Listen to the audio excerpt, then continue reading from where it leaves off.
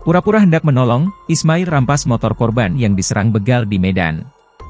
Ismail 44 tahun ditangkap polisi karena mencuri sepeda motor warga yang diserang begal di Jalan Kapten Sumarsono Kecamatan Labuhan Deli Kabupaten Deli Serdang Sumatera Utara. Kapolsek Medan Labuhan, Kompol P. Saryanto Simbolon, mengatakan pelaku beraksi pada Kamis, 1 Agustus 2024, sekitar pukul 3 waktu Indonesia Barat. Saat itu korban sedang melintas di lokasi. Lalu dari arah belakang, korban diserang diduga 3 orang pelaku begal. Karena merasa takut, korban melepas sepeda motornya dan lari agak menjauh, kata Saryanto, Minggu, 25 Agustus 2024. Di saat yang bersamaan, Ismail bersama 3 orang temannya sedang nongkrong di sekitar lokasi. Mereka pun berteriak sehingga 3 pelaku begal yang hendak beraksi pun melarikan diri. Namun bukannya membantu, Ismail dan rekan-rekannya justru membawa kabur sepeda motor korban, ungkapnya. Saryanto menyampaikan korban melihat hal itu karena masih berada dekat dari lokasi. Korban pun membuat laporan ke Polsek Medan Labuhan.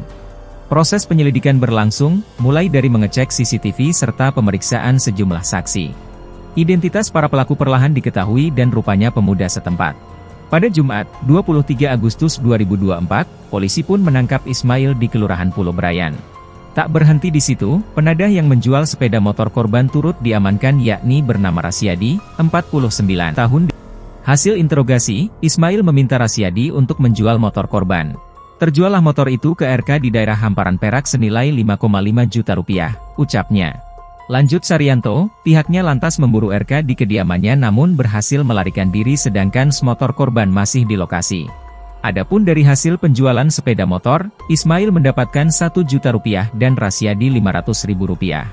Sisanya dibagi ketiga teman Ismail berinisial A, AG, dan R, yang saat ini petugas masih memburu ketiganya.